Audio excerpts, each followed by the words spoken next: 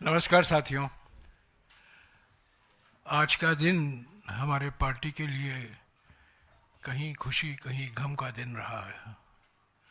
इसके बारे में विस्तार से पहले मेरे साथी पवन खेरा जी आपको संबोधित करेंगे। उसके बाद में मैं कुछ कहूँगा और उसके बाद में आपके सवाल लेंगे। पवन खेरा जी। थैंक यू जयराम जी। नमस्कार साथियों। सबसे पहले वायनाड में हमारी बहुत ज़बरदस्त जीत लोकसभा इलेक्शन में श्रीमती प्रियंका गांधी वाड्रा की ज़बरदस्त जीत हुई। कर्नाटका बाई इलेक्शंस में 3 में से 3 कांग्रेस के झोली में आए। वहीं मध्य प्रदेश में किसी को बीजेपी तोड़ के ले गई, हमारे यहां से बाई इलेक्शन होना पड़ा और बीजेपी उस सीट पर हार गई। हम वहां जीते, 2 में से 1 हमारे झोली में आई। ठीक वैसे ही पंजाब, राजस्थान,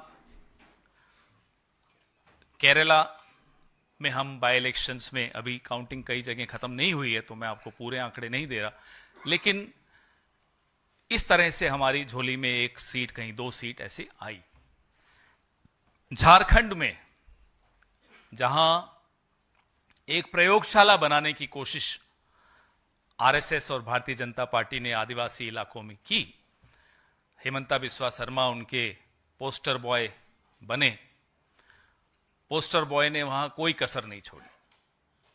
वहां एक ऐसी लैबोरेटरी बनाने की कोशिश की और उनको लगा कि वो सफल होंगे, जहां Yogi Adityanath ji poster boy number 2 बनकर आए और ऐसे ऐसे नारे झारखंड में दिए और ऐसे मंद बुद्धि तरीके से वो कैंपेन चलाया गया कि अपनी ही सरकार, अपनी ही केंद्र सरकार के विरोध में नारे दिए गए कि साहब घुसपैठिए घुस गए, 10 साल से आप सरकार में हैं, झारखंड का तो किसी और देश से बॉर्डर भी नहीं है, लेकिन घुसपैठिए आ गए। तो क्या आदित्यनाथ जी राजनाथ जी के खिलाफ षड्यंत्र रच रहे थे? अमित शाह के खिलाफ षड्यंत्र रच रहे थे? आजकल सुना है आपस में सबकी बड़ी तनी हुई है। कौन क्या कर रहा था नहीं मालूम। झारखंड के लोगों ने इस तरह की राजनीति को सिरे से ठुकराया और एक काम करने वाली सरकार को फिर से जिताया, अच्छे बहुमत से जिताया। आप में से कई साथी बड़े चिंतित थे, साहब कांग्रेस तो सिंगल डिजिट में रहेगी, ये नहीं हो रहा, वो नहीं हो रहा, और चिंता आपकी मैं समझ सकता हूं। कांग्रेस ने अपनी परफॉर्मेंस वहां बहुत अच्छी तरह से आपके सामने रखी, आपको दिखी। झारखंड में जीत तो अपने आप में खुशी देती है, लेकिन झारखंड में इस तरह की राजनीति हारी, इस बात की खुशी और ज्यादा बढ़ जाती है, जिस राजनीति का अभी मैं आपको जिक्र कर रहा था। अब आते हैं हम महाराष्ट्र पे, क्योंकि आप लोग झारखंड कम दिखा रहे हो आज टीवी पे। मैं देख रहा था सुबह से, पता नहीं क्यों, जैसे झारखंड मणिपुर की तरह हिंदुस्तान से बाहर चला गया हो, इसलिए झारखंड पे थोड़ा ज्यादा बोलना चाह रहा था मैं। महाराष्ट्र में जो पैटर्न पिछले कुछ सालों से हमें देखने को मिल रहा है, वो पैटर्न फिर से वहां भी दोहराया गया। आपको मैं एक आंकड़ा देता हूं, चौंकाने वाला आंकड़ा है। जिस महाराष्ट्र में लोकसभा इलेक्शन, जो कि मोदी जी के नाम पर लड़ा जाने वाला इलेक्शन था, उस महाराष्ट्र ने बीजेपी को हराया था। वो इलेक्शन मतलब मोदी जी को प्रधानमंत्री नहीं बनने देना चाहता था वो राज्य। वही राज्य उसी बीजेपी को 4 महीने 5 महीने के भीतर 148 सीटों में से 132 सीटें दे देता है। ये स्ट्राइक रेट आपको कुछ समझ में आ रहा है? कैसी स्ट्राइक रेट है? या तो यह मान लिया जाए कि महाराष्ट्र मोदी जी के खिलाफ है, माइनस मोदी जी बीजेपी के साथ है। क्या यह मानेंगे? हरियाणा में भी यही पैटर्न था। जिस हरियाणा ने लोकसभा में मोदी जी को हराया, वो हरियाणा बीजेपी में विधानसभा में जिता देता है बीजेपी को। तो क्या मोदी जी के खिलाफ एक माहौल था इन राज्यों में, या बनता जा रहा है हर राज्य में? यह बात आपको कहीं टीवी पे चर्चाओं में नहीं सुनाई देगी, लेकिन एक कॉमन सेंस की बात है कि 4 महीने पहले मोदी जी के नाम वाला इलेक्शन बीजेपी हारती है। 4 महीने बाद मोदी जी का इलेक्शन नहीं है, राज्य सरकार का इलेक्शन है, बीजेपी की स्ट्राइक रेट 148 में से 132। यह स्ट्राइक रेट संभव है क्या? अगर यह स्ट्राइक रेट संभव है तो क्या मोदी जी के लिए चिंता का विषय नहीं है कि उनके नाम के चुनाव अब वो हारनी शुरू हो गई पार्टी उनकी? यह सोचने की बात है। खैर, यह उनके लिए है चिंता का विषय। हमारी चिंता का विषय है लोकतंत्र, हमारी चिंता का विषय है चुनावी पारदर्शिता, हमारी चिंता का विषय है कि क्या इतने साल इस तरह से पिछले दरवाजे से सरकार बनाई, सरकार बनाने के बाद एंटी इनकम्बेंसी का रिवर्स हो सकता है क्या बीजेपी के लिए? 148 में से 132 सीटें ले जा सकती है क्या बीजेपी? तो लोकसभा में क्या हो गया था? हमने लगातार शिकायतें करी। बीजेपी की एक महिला नेत्री के घर से चुनाव आयोग की वेबसाइट में घुसकर नाम काटे जाने की शिकायत जयराम रमेश जी ने की थी, महाअघाड़ी के सारे नेताओं ने की थी। जवाब नहीं मिला चुनाव आयोग से। इस तरह से क्या हमारा चुनाव, आप लोग कह सकते हैं और कह भी रहे हैं, सोशल मीडिया पर भी कह रहे हैं, मीडिया पर भी कह रहे हैं, अरे साहब झारखंड जीत गए तब तो नहीं बोलते कि चुनावी प्रक्रिया में गड़बड़ है।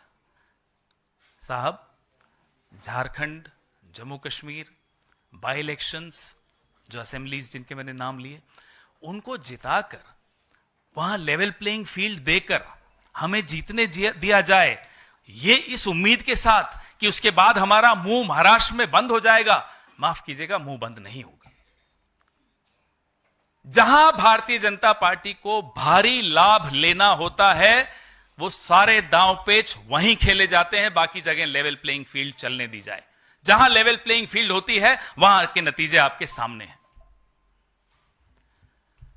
इसलिए इस पे सवाल हम जीतें या हारें, चुनावी प्रक्रिया पे हम सवाल उठाते रहेंगे। जिस देश में बच्चों के एग्जाम के पेपर लीक हो जाते हैं, वहां हम क्या आंख बंद करके मशीनों पर, आंख बंद करके चुनाव आयोग पर, आंख बंद करके चुनावी प्रक्रिया पर भरोसा कर सकते हैं? आप बताइए।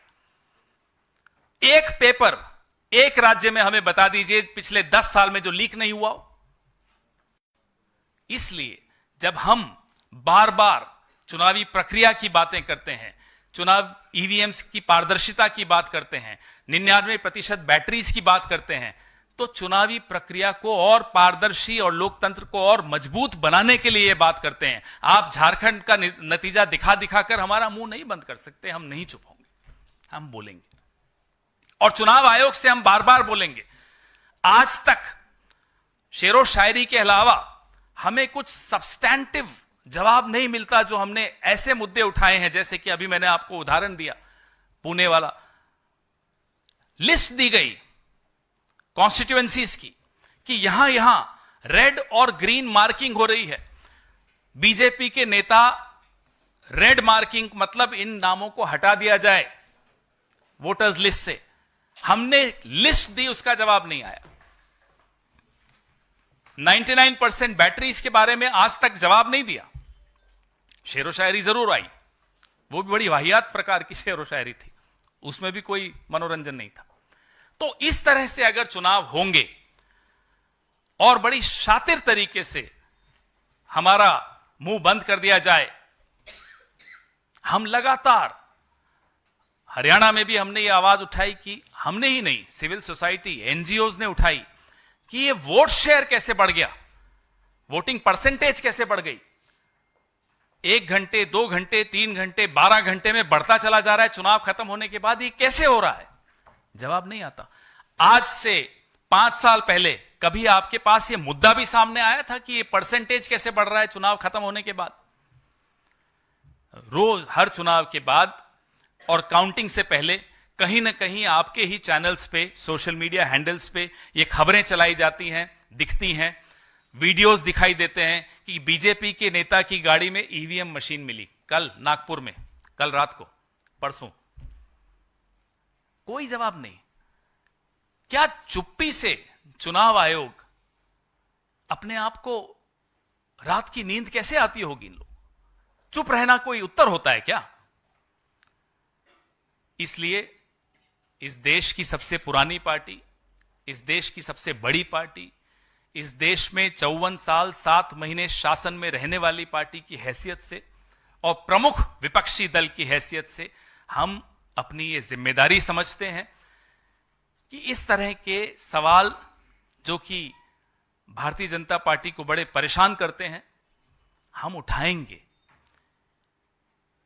क्योंकि हमें आने वाली पीढ़ियों की चिंता है, हमें लोकतंत्र की चिंता है, हमें इस देश में पारदर्शी चुनाव करवाने की जिम्मेदारी हम अपनी भी मानते हैं। मैं जयराम रमेश जी से आग्रह करूंगा कि इस प्रेस वार्ता को आगे बढ़ाएं। शुक्रिया। पहले तो मैं झारखंड की जनता को बधाई देता हूं कि उन्होंने हमारे देश के लिए एक नया रास्ता दिखाया है, मार्गदर्शन दिया है। ध्रुवीकरण की राजनीति को निर्णायक तरीके से उन्होंने ठुकराया है। क्या क्या नहीं कहे गए चुनावी अभियान के समय। हेमंत बिस्वा शर्मा, उत्तर प्रदेश के मुख्यमंत्री, केंद्रीय कृषि मंत्री शिवराज सिंह जी चौहान, खुद गृह मंत्री और प्रधानमंत्री ने क्या क्या नहीं कहा। और सारा चुनाव झारखंड में सिर्फ एक मुद्दे और एक शब्द पर लड़ा गया, और वो है घुसपैठी। भय पैदा करने की खूब प्रयास की गई, पर एक निर्णायक तरीके से झारखंड की जनता ने अपना जवाब दिया है। हम जनता को बधाई देते हैं, और मैं समझता हूं ये सारे देश के लिए एक सकारात्मक संदेश मिलता है कि ध्रुवीकरण की राजनीति को हराया जा सकता है, और हम हराकर ही रहेंगे। महाराष्ट्र के बारे में जैसा कि पवन खेरा जी ने कहा, इसमें कोई दो राय नहीं हो सकती कि टारगेटेड तरीके से निशाना बनाकर ये लेवल प्लेइंग फील्ड जो होता है, जो बार बार चुनाव आयोग इस शब्द का इस्तेमाल करता है, इसीलिए हम उसी शब्द का इस्तेमाल कर रहे हैं, level playing field. Level playing field को बिगाड़ा गया है, जानबूझकर निशाना बनाकर टारगेटेड तरीके से ये लेवल प्लेइंग फील्ड महाराष्ट्र में बिगाड़ा गया। चुनाव के नतीजे आए हैं, ये अप्रत्याशित हैं हमारे लिए। महाराष्ट्र के चुनाव के नतीजे हमारे लिए अप्रत्याशित हैं, हमारे लिए अति आश्चर्यपूर्ण, और मैं समझता हूं ये भी कहा जा सकता है ये अकथनीय है। इसका कोई समझने की कोशिश करेगा वो समझने नहीं पाएगा। कई लोग विश्लेषण कर रहे हैं सुबह से, विकास की जीत हुई है। अकथनीय मीन्स इनएक्सप्लिकेबल। सुबह से विश्लेषण चल रहा है कि विकास की जीत हुई है, और एक एनसीपी अजीत पवार के नेता ने कहा है कि कांग्रेस पार्टी का जो फेक नैरेटिव था लोकसभा के चुनाव के समय, उसको महाराष्ट्र की जनता ने ठुकराया है। ये बिल्कुल गलत है, इसमें कोई संदेह नहीं होनी चाहिए किसी के मन में कि जो हमारा लोकसभा चुनाव में जो एजेंडा था, जो हमने मुद्दे उठाए थे, आर्थिक असमानता, सामाजिक ध्रुवीकरण, संविधान की सुरक्षा, जाति जनगणना, और ये जो मोडानी घोटाले हैं, ये मुद्दे आज भी उतना महत्व रखते हैं और रखेंगे जब लोकसभा चुनाव के समय हमने उठाया था, हमारे नेताओं ने उठाया था। कांग्रेस अध्यक्ष ने उठाया था, राहुल जी ने उठाया था। जाति जनगणना, 50% आरक्षण की सीमा अनुसूचित जाति, अनुसूचित जनजाति और ओबीसी वर्गों के लिए, मोडानी घोटाला, ये सब मुद्दे रहेंगे। और हम समझते हैं महाराष्ट्र की जनता ने इसको ठुकराया नहीं है। कैसे ये नतीजा आया है, इस पर जरूर हम और जांच करेंगे, इसका विश्लेषण होगा, ये स्वाभाविक है। पर आज हम ये कह सकते हैं कि जो जीता है उनको भी ये अनुमान नहीं था कि ये नतीजा आएगा। हमको तो पहले से ही हम ये मानकर चल रहे थे कि हमें जनादेश मिलेगा, जनता हमारे साथ है, महाराष्ट्र के किसान नाराज हैं, महाराष्ट्र के जो वर्किंग क्लास है उसके सरकार के खिलाफ है।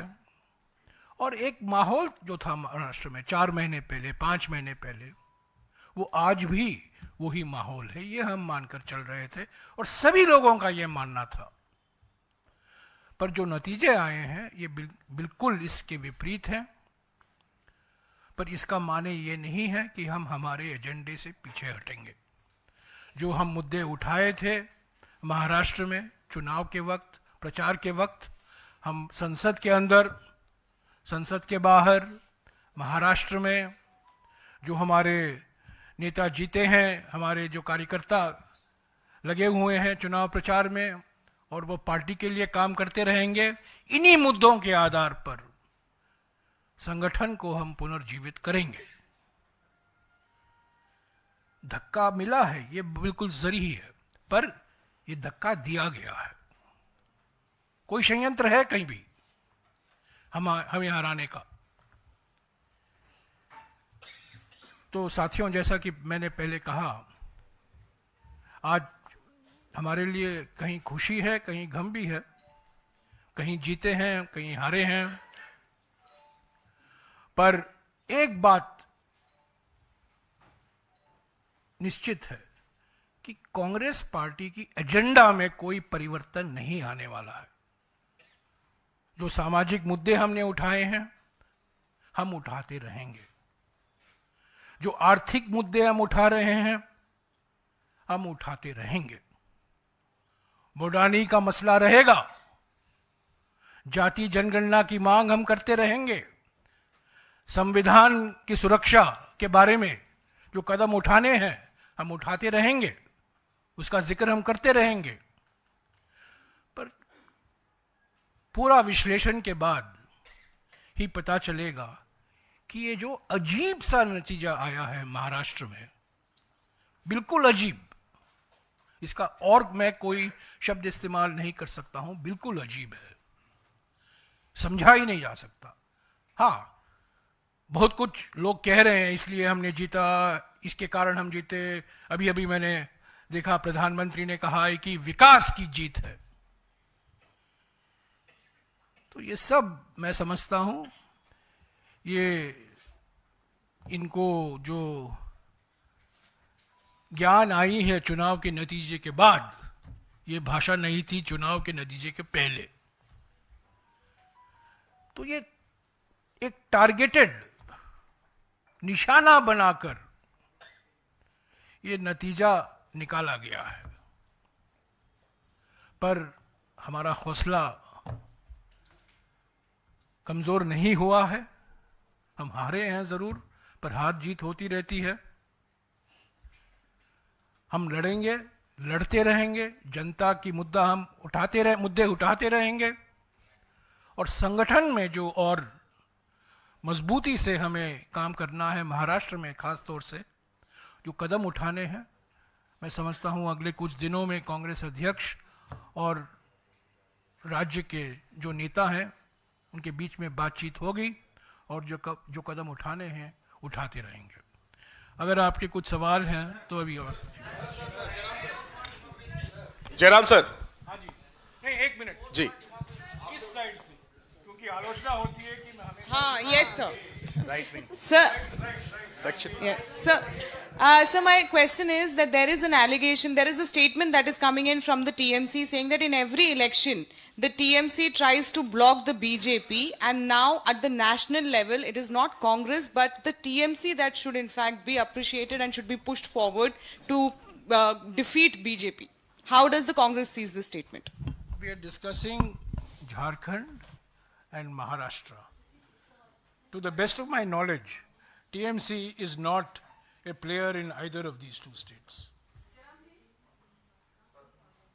But they should be the player now is what the... We are discussing, I don't want to discuss issues that are not of great relevance to the issue that we are discussing, which is the election results. अच्छा जयराम जी, अभी आप लोगों ने कहा कि झारखंड में ध्रुवीकरण की राजनीति हारी है, लेकिन महाराष्ट्र में फडणवीस भी यही बात कह रहे हैं कि वहां कांग्रेस ध्रुवीकरण की राजनीति कर रही थी और वहां वो इसलिए हारी है. कौन कर रहा था? थोड़ा कंफ्यूजन है. नहीं, अब मुझे नहीं लगता देश में किसी को भी ऐसा कोई कंफ्यूजन है कि ध्रुवीकरण की राजनीति कौन करता है. 75-76 साल में अगर 54 साल 7 महीने हम सरकार में रहे हैं तो कम से कम इतना तो समझ लीजिए कि ध्रुवीकरण करके तो नहीं रहे होंगे. सबका वोट मिलता है तभी हम जीते. और जैसा कि जयराम जी ने कहा, हमारा जो समावेशी जो हमारी विचारधारा है और समावेशी नीतियां हैं, उससे कतई कोई समझौता नहीं होगा. वैसे मैं आपको बता दूं कि धारावी में कांग्रेस 24,000 वोटों से जीती है. अगर किसी को बहुत खुशी हो रही होगी कि हमारा धारावी का प्रोजेक्ट हो जाएगा अब तो मैं बता दूं धारावी के लोगों ने बड़ा अच्छी तरह से जवाब दे दिया. सर अब पूछ लो. मैं ये भी कहूंगा कि अगर जातिगत जनगणना की मांग को ध्रुवीकरण के साथ जोड़ा जाता है, ये उनकी मानसिकता दर्शाता है. जब हम ध्रुवीकरण की बात करते हैं, ज़्यादातर हम धर्म के आधार पर जो समाज को बांटा जा रहा है, ध्रुवीकरण करने की प्रयास की जा रही है धर्म के आधार पर. और जो आलोचना की जा रही है कि जब हमारे नेता, खास तौर से राहुल जी, कांग्रेस अध्यक्ष जी, जाति जनगणना की बात उठाते हैं, वो समाज का ध्रुवीकरण कर रहे हैं, मैं नहीं समझता हूँ ये सही है. ये मैं समझता हूँ संविधान का अपमान है, संविधान के निर्माता बाबा साहब अंबेडकर जी का अपमान है कि जातिगत जनगणना की मांग को ध्रुवीकरण से जोड़ा जा रहा है. सर अब पूछ लो. सर जयराम सर इधर से भी. एक मिनट आनो, धीरे धीरे वहां, धीरे धीरे लेफ्ट राइट से centre. You have, attacked no less than the Election Commission on electoral rolls. You have said various other acts of omission and commission on the Election Commission. Who stopped you from raising these issues, taking it up if the referee was not fair? What did you do, and why are you now blaming it after the entire match is over, that the referee is wrong? Well, during the match also, we kept approaching the election commission. Wait, just a minute, I know what you're saying. So we kept raising this issue. Mind you, my friend, I know you belong to a particular channel, but I'll still say it in response to your question. Just as nobody believed us when we spoke about Mr. Gautam Adani, now that the DOJ, now everybody is barring one channel, everybody is talking about it. Similarly, a day will come when all that is happening in the name of elections in this country will be exposed. And I hope that day comes sooner than later. यही सवाल था. We made numerous complaints to the Election Commission during the campaign. Okay? So it's not true to say that we did not approach the Election Commission. But I think, this word that I keep hearing, that the BJP won Maharashtra because of micromanagement. This word micromanagement is a euphemism. It's a nice way of saying ground level manipulation. Micromanagement is equal to ground level manipulation. And this is exactly what has happened. Targeted. Each one of our leaders has been targeted. People who have been winning election after election after election. against whom there has not been any question mark. Models of integrity, models of efficiency, people who have been senior ministers, former chief minister. It's a targeted manipulation. So this micromanagement, you can say it's micromanagement, but at the ground level what is happening, and the administration is theirs. The administrative machinery is controlled by them, by the BJP in Maharashtra. And the BJP stakes in Maharashtra are the maximum.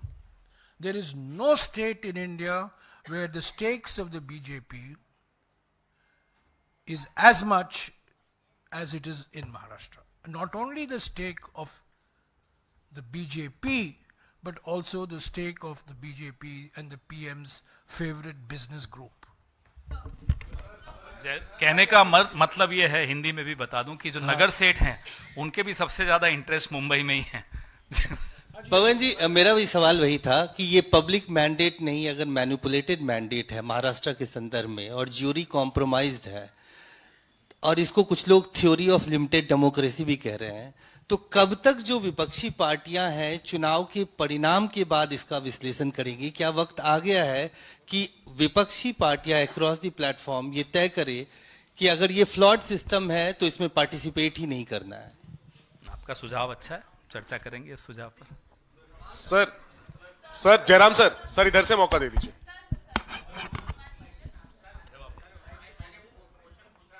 Left. ये मैं आपको एक जवाब दूंगा। ये law जो हो गया है ना, फ्लॉ बन गया है। और सही जवाब आपने उठाया। सारे विपक्ष पार्टियों को एक होकर एक आवाज में अपनी आवाज उठानी चाहिए। इसीलिए आपको याद होगा, हम इंडिया जनबंधन के पार्टियों ने लगातार 10-11 महीने तक हमने कोशिश की इलेक्शन आयोग से मिलने की, वीवीपैट के मसले पर। हमें समय नहीं मिला, हमें अपॉइंटमेंट नहीं मिला। हमने एक दस्तावेज भी सौंपा इलेक्शन कमीशन को, पर कभी इस मामले पर हमें मौका नहीं दिया गया। तो लड़ाई हम लड़ते रहेंगे, चुनाव हम लड़ते रहेंगे। कभी जीतेंगे जहां लेवल प्लेइंग फील्ड है, और कभी हारेंगे जहां टारगेटेड निशाना बनाया जाता है कि लेवल प्लेइंग फील्ड को बिगाड़े। जैसा कि अभी सबसे लेटेस्ट इसका नमूना मिसाल है महाराष्ट्र। हाँ जी सर, जयराम सर, लेफ्ट, आई कम बैक। हेलो सर यही जो सवाल आपसे पिछले दो किए गए हैं।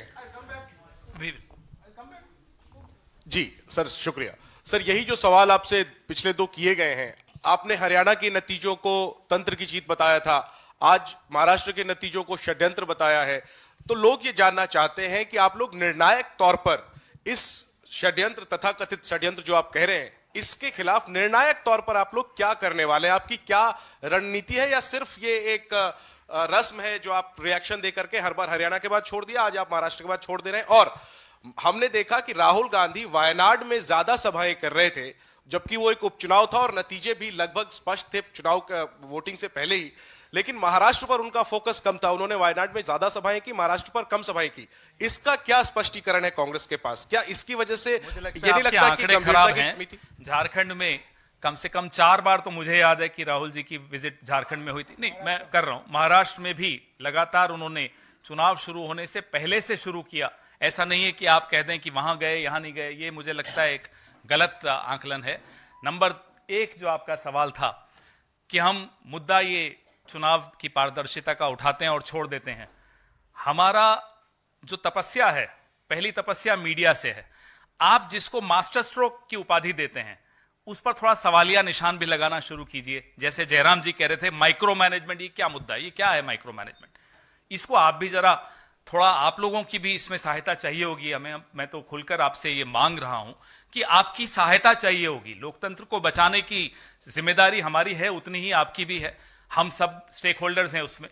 तो इसमें थोड़ा एक कदम अब आप भी बढ़ाइए तो उचित रहेगा, सबके लिए अच्छा रहेगा। सर, आप ही के सवाल है ना? सर, जैसे पिछली बार आपने हरियाणा के बहुत सारे उम्मीदवारों ने, जो कांग्रेस के उम्मीदवार थे, आपसे शिकायत की कि ईवीएम की काउंटिंग में गड़बड़ी है। महाराष्ट्र में आपके जो उम्मीदवार हैं, कांग्रेस पार्टी या जो अलायंस के उम्मीदवार है, क्या उनकी तरफ से कोई बड़ी संख्या में ऐसी कोई शिकायत आई है, या आप पॉलिटिकल रिव्यू करेंगे हार का, या टेक्निकल रिव्यू करेंगे? जैसा अभी आपको बताया, ईवीएम जिम्मेदार है इस बार हार के लिए। जैसा अभी आपको बताया कि इलेक्टोरल रोल्स, वोटर्स लिस्ट, उसकी शिकायत तो आज से 20-25 दिन पहले, 1 महीना पहले कर दी थी, जवाब नहीं आया। ऐसे ही हमारी जितने भी गठबंधन के हम सदस्य हैं, सब अपना अपना विश्लेषण करके अभी तो रिजल्ट आ ही रहे हैं, जो भी होगा वो आपसे भी साझा करेंगे और चुनाव आयोग तक भी जाएंगे, और जो भी हथियार हमें अपने बदलने होंगे तो बदलेंगे भी। सर आपका सर शिकायतें आ रही हैं, मैं सीधा जवाब दूंगा। शिकायतें आ रही हैं, अभी और वक्त लगेगा। आपको याद होगा हरियाणा में जब नतीजे निकले थे 8 तारीख को, करीब 1.5 दिन लगे थे सारे शिकायत आने में, और हम चुनाव आयोग को गए। तो ये शिकायतें आ रही हैं, 5 बजे के बाद 6 बजे के बाद आने शुरू हो गया है हमारे सेंट्रल वॉर रूम में, और कल तक मैं आपको इसके बारे में और जानकारी दे पाऊंगा किन किन सीटों में, कितने सीटों पे शिकायत आई हैं। पर शिकायतें ज़रूर आ रही हैं। सर आपके एक पॉलिटिकल रेजोल्यूशन में भी सीडब्ल्यूसी के आप लोगों ने कहा था कि बैलेट पर जाने को लेकर के आप लोग जो है उस पर एक काम करेंगे। क्या अब कांग्रेस पार्टी तमाम विपक्षी दलों को लामबंद करेगी? क्योंकि अगर आप मानते हैं कि टारगेटेड तरीके से नतीजे आते हैं, तो कब तक आप हारने के लिए चुनाव लड़ते रहेंगे? इस पे एक आम सहमति बनानी आवश्यक है तमाम विपक्षी दलों के बीच में। आप सबके साथ भी जितने भी स्टेक होल्डर्स हैं, सिविल सोसाइटी है, सबको मिलकर इसमें एक आम सहमति बनाने की आवश्यकता है। हमारा स्टाइल ऑफ फंक्शनिंग वैसा नहीं है जैसा मोदी जी का है कि जो मन में आया कर दिया, रात को 12 बजे ताली बजाई, नोट बंद, ऐसे सब नहीं कर सकते हम लोग। तो हम आम सहमति बनाने की दिशा में ही ये सब मुद्दे उठा रहे हैं। जब हम सवाल उठाते हैं तो इसीलिए उठाते हैं कि इन मुद्दों पर भी डिबेट हो, लोगों के बीच में चर्चा हो, मीडिया में संवाद हो, आपस में हम सबका भी इसमें चर्चा हो, तब जाकर कोई एक निष्कर्ष पे हम पहुंचेंगे। सर मेरा सवाल, आपने मास्टर स्ट्रोक की बात की, तो इस चुनाव में देखा जा रहा है कि एक मास्टर स्ट्रोक चल रहा है, मैया योजना, बहन योजना, इससे पहले महतारी योजना। आपको लगता है कि इसकी काट आप ढूंढ पाएंगे? ये भी मास्टर स्ट्रोक है, क्योंकि इसका फायदा आपके अलायंस को भी हुआ है। हमें उम्मीद है कि महाराष्ट्र में अब कोई बहानेबाजी ना हो, जैसे कि ये योजना की घोषणा करने के बाद ही चुनाव आयोग से ही रुकवा दी गई। जो मोदी युक्त महंगाई है, उस महंगाई की काट वेलफेयर में है और उसकी आवश्यकता है। इसमें कोई डिबेट नहीं है, ना हम डिबेट इस पे कर रहे हैं।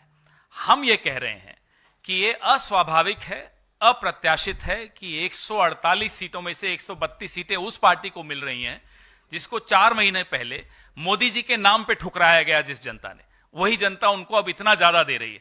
तो ये मोदी जी के लिए भी चिंता का विषय है और बीजेपी के लिए भी चिंता का विषय। सर, एक नारा दिया गया, बटोगे तो कटोगे, एक हैं तो सेफ हैं। को लगता है इसका इम्पैक्ट हुआ? क्योंकि आज योगी आदित्यनाथ ने जब ट्वीट किया है नतीजों को लेकर, उसमें भी उन्होंने इन दोनों नारों का जिक्र किया। को लगता है कि इम्पैक्ट हुआ महाराष्ट्र चुनाव? जिस व्यक्ति ने ये नारा दिया वो बीच प्रचार के छोड़ के चले गए थे, तो मुझे नहीं लगता कि इन नारों का इस देश पे कोई प्रभाव पड़ता है। ये नारे चलाए जाते हैं, फिर ये तथाकथित, जैसा कि सर ने कहा, माइक्रो मैनेजमेंट की जाती है, तथाकथित माइक्रो मैनेजमेंट की जाती है।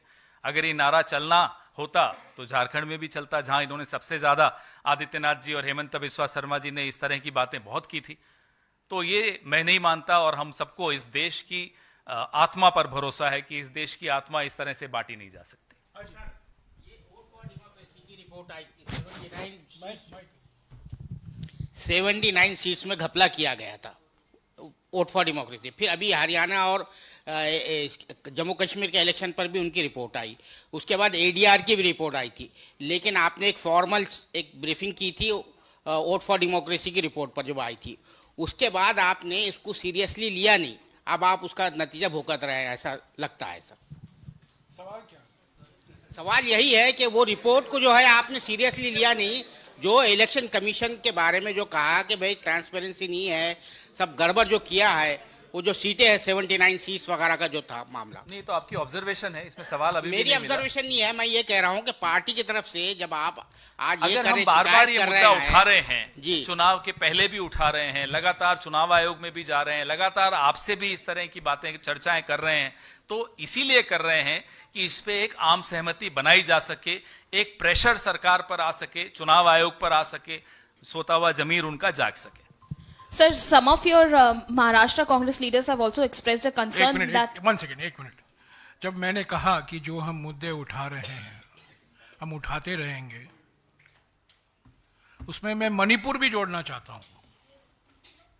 मैंने कहा जाति जनगणना, संविधान की सुरक्षा, 50% आरक्षण की सीमा, मोदानी, मणिपुर भी एक बहुत गंभीर मुद्दा है जो महाराष्ट्र के नतीजे से अचानक उड़ नहीं गया, कहीं बाहर निकल नहीं गया है। तो ये मानना कि जो मुद्दे हम उठाए थे महाराष्ट्र के चुनाव के वक्त, अभियान के वक्त, वो मुद्दे अभी नहीं रहेंगे, ये बिल्कुल गलत फहमी में किसी को नहीं रहना चाहिए। ये मुद्दे हैं और ये मुद्दे रहेंगे। Sir, a concern is being raised that during the seat sharing formula when it was getting decided, Uddhav Thackeray-led Shiv Sena was quite aggressive about it, and they have got those particular seats where the Congress party was having a stronghold. Do you also believe that there were some mistakes which have happened at that point of time, and that is one of the reason why the Congress party is not being able to perform well? See, I don't believe in instant analysis, okay? Only coffee can be instant, and analysis cannot be instant. So everybody has theories. I'm sure when the state level leaders will speak to the Congress President this afternoon had a word with the General Secretary concerned of Maharashtra, Mr. Ramesh Chanitala, and I'm sure in the next 24 hours, 36 hours, there will be a meeting where all these issues will be discussed. But you know, it's very easy to be wise after the event. The fact is, we had an alliance. We had three-party alliance. We had seat sharing. There were differences which were resolved.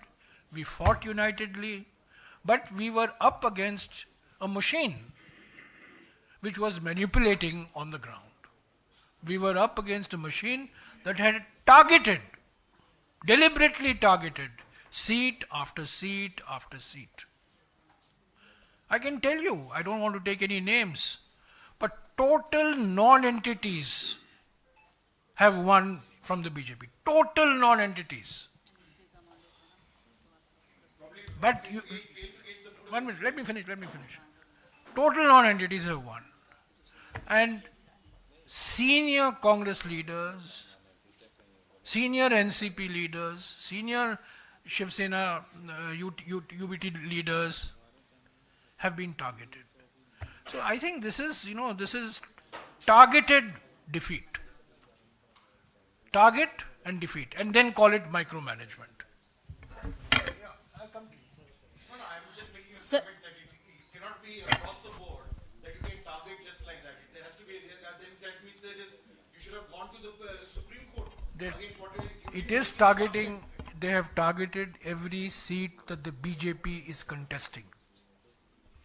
That is what they have targeted. They've targeted 148 seats. Sir, आप मणिपुर का मुद्दा उठाते हैं, लेकिन पश्चिम बंगाल शायद कभी भी पश्चिम बंगाल को लेकर नहीं बोला जाता है। पश्चिम बंगाल में तालिबानी सजा दी जाती है, बीच चौराहे पर दी जाती है महिलाओं को, और साथ ही चुनाव में देखिए कई सारे ऐसे ईवीएम की बात हो या फिर हिंसा हो, लगातार हिंसा की चीजें दी जाती हैं। मुद्दे को उठाने का हम उठाएंगे। नहीं, वहाँ भी ईवीएम का मुद्दा होता है, मणिपुर का वहाँ भी मसला है। अब मणिपुर के मुद्दे हम उठाते रहेंगे और परसों हर राज्य का उठाइए ना, आप तो राष्ट्रीय स्तर के पार्टी। सर्वदलीय बैठक होने वाली है, उसमें भी हम ये मुद्दे उठाएंगे।